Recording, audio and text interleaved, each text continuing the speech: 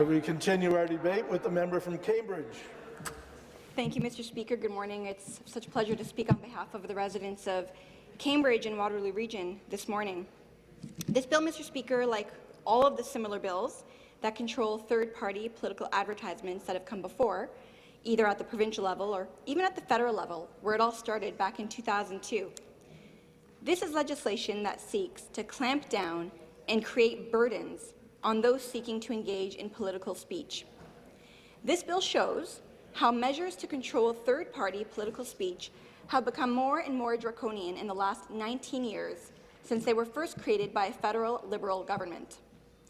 All of these third-party laws are, frankly, a sustained and continued attack on freedom of speech and political participation in Ontario and in this country that is only served to protect the interests of the establishment political parties by allowing them to control the narrative in every election and allowing them to vastly outspend any other third party seeking to participate in political advertising in the lead-up to an election. Now, I'm not against this bill for the use of the notwithstanding clause. That clause is there in the Charter for provincial governments to use when deemed necessary. I am against this bill because it is an attack on free speech and political participation. The government has given us some rhetoric as to their motivation behind the bill, but if we want to look at perhaps the real political motivation, we can look to an article in the Toronto Sun, written by the Premier's favourite columnist, as stated in the Premier's own words, Brian Lilley, who defended the government's use of the notwithstanding clause by stating it is necessary to limit the influence of organized labour in our elections from attacking the PC parties and government.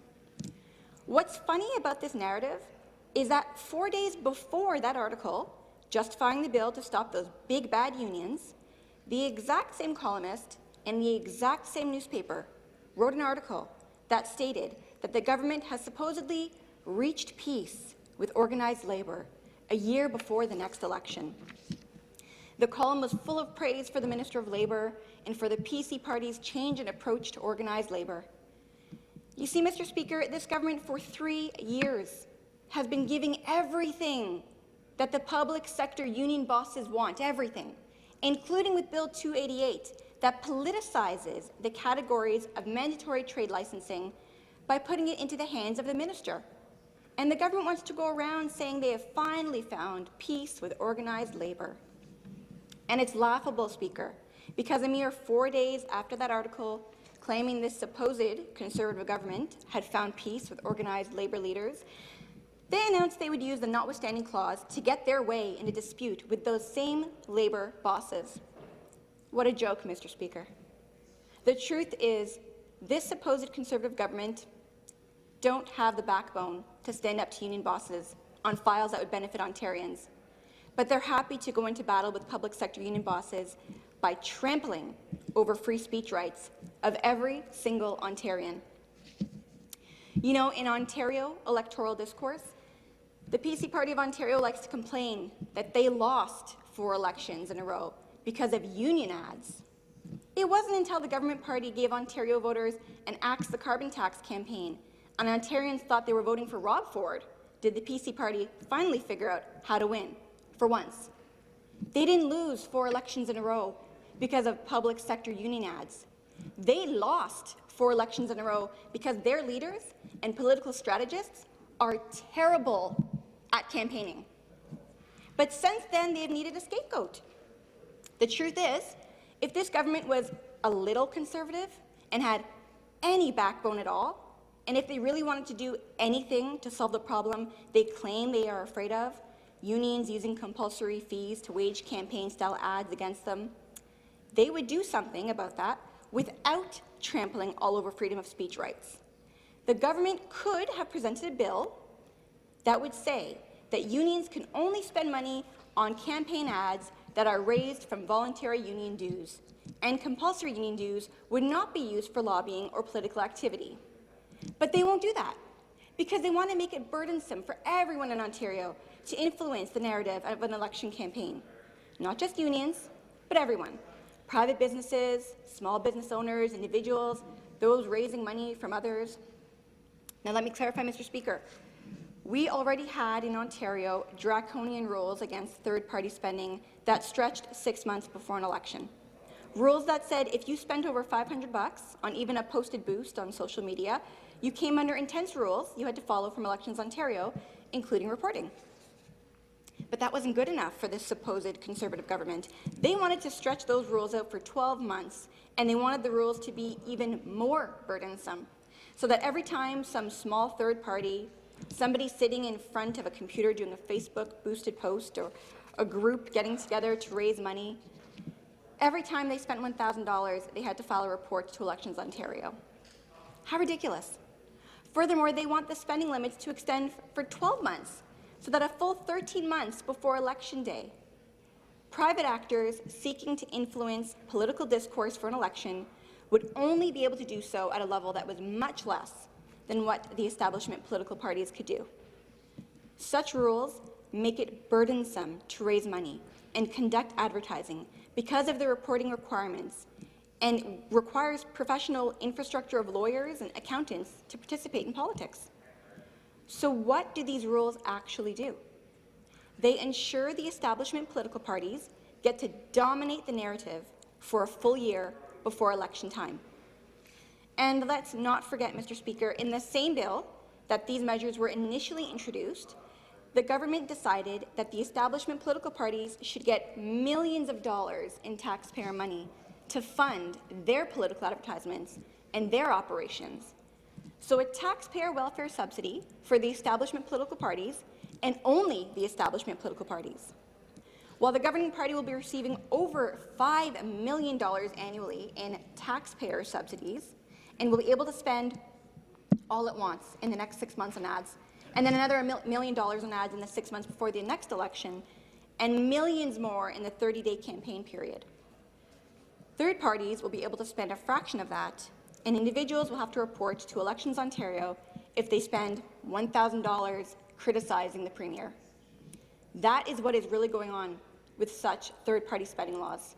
They are an attack on free speech that makes the strong that much stronger and tilts the scales in their favour, in the favour of the establishment parties, to control the narrative for a full year before Election Day by making it harder for third-party voices to raise money and challenge the narrative dominated by the establishment political parties. This government likes to pretend they're trying to prevent outside influence in our elections. That is what this government thinks of Ontarians donating to third-party causes, as outsiders. They claim they want to avoid American-style elections, but it begs the question, what style of elections do they like? Cuban style? Venezuelan style? Or perhaps North Korean? Because if they were concerned with making elections fair, they would pass my private member's Bill 150 that would make electoral fraud in party elections illegal. And they would get rid of the taxpayer welfare subsidy to establishment political parties. Because in Ontario, there are no laws preventing someone from stuffing ballots in a party election, no consequences.